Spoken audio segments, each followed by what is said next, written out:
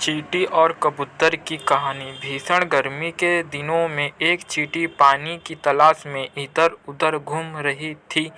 कुछ देर घूमने के बाद उसने एक नदी देखी और उसे देखकर प्रसन्न हुई। वह पानी पीने के लिए एक छोटी सी चट्टान पर चढ़ गई, लेकिन वह फिसलकर नदी में गिर गई।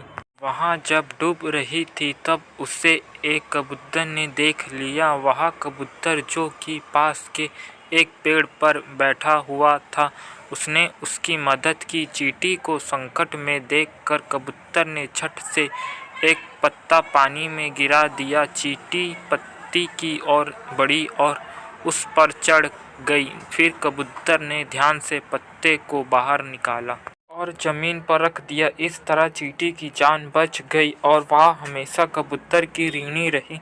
इस घटना के बाद चींटी और कबूतर सबसे अच्छे दोस्त बन गए और उनके दिन खुशी से बीते। लेकिन एक दिन जंगल में एक शिकारी आया। उसने पेड़ पर बैठे सुंदर कबूतर को देखा और अपनी बंदूक से कबूतर पर निशाना साधा।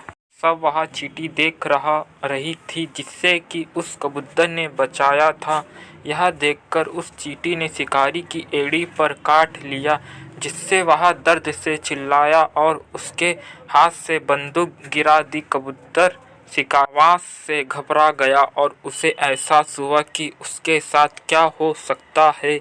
वह अपनी जान बचाने के लिए वहां से उड़ गया। जब वह शिकारी वहां से चला गया, फिर कबूतर वहां उस चींटी के पास आया और उसकी जान बचाने के लिए उसे धन्यवाद दिया। इस तरह दोनों दोस्त विपत्ति के समय में एक दूसरे के काम आए।